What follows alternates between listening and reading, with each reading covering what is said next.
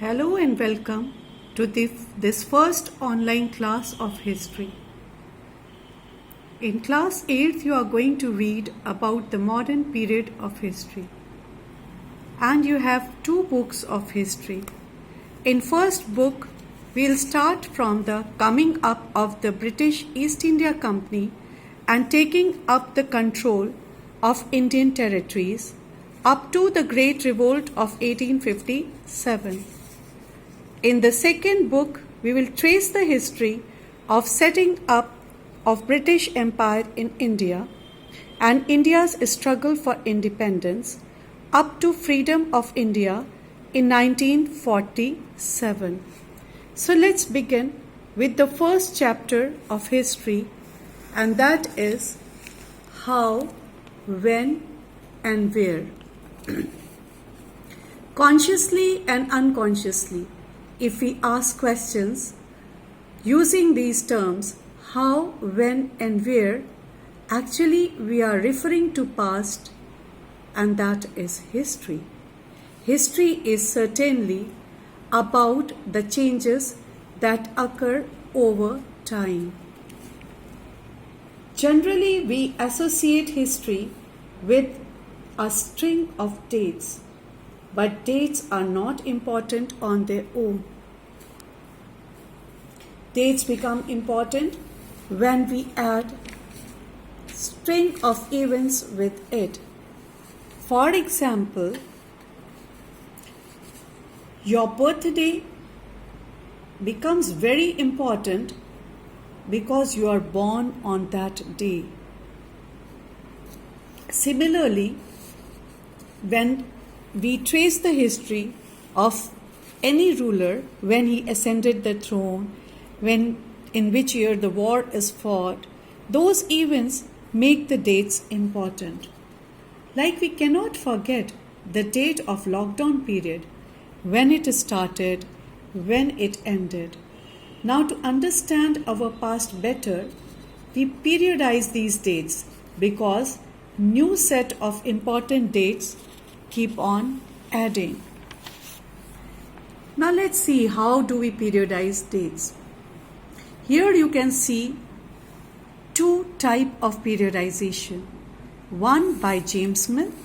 He divided Indian history into three periods: Hindu, Muslim, and British.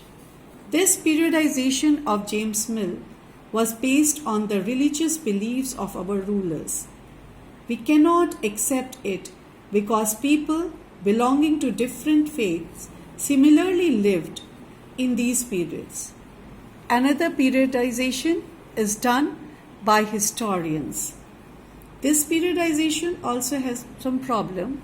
In it, ancient, medieval, and modern period, you can see history is divided into three periods, but these three periods of Indian history are different from these periodization of these three periods in European history.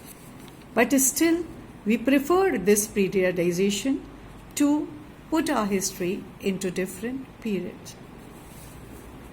Now we are going to read about the colonial period of Indian history, which is a part of Indian modern history. Now, what is colonial or what is colonization?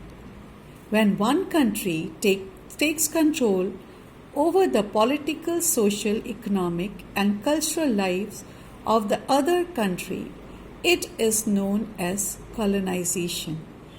For example, India was the colony of Britain. Now, how do we know about the history of this period?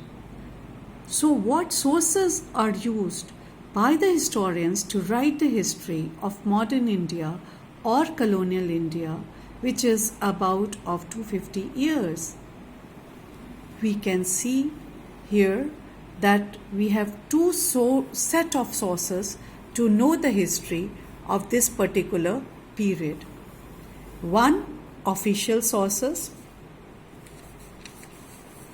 Official records of the British administration are very important sources. British believed that act of writing is very important. They kept the record of every official document, clearly written and carefully preserved. As you can see, we have a list of documents like memos, notings, reports, official letters. British also conducted many surveys to know the country better for effective administration. Surveys like revenue surveys, botanical surveys, archaeological surveys, forest surveys, etc. They also get the censuses done every after 10 years to note down the population growth and the type of people live in different areas. We also have police records. Police records also help in providing valuable information. Now let's see the second type of sources available of that time. These are unofficial sources. Unofficial sources included diaries of people, accounts of pilgrims and travelers, autobiographies, popular booklets, newspapers, writings of leaders and reformers, work of poets and novelists. Second category, the sources we found in second category is not easy to locate, or because these were not preserved, but they give us very valuable information to understand what common people felt at that time. Reformers and leaders wrote to spread their ideas.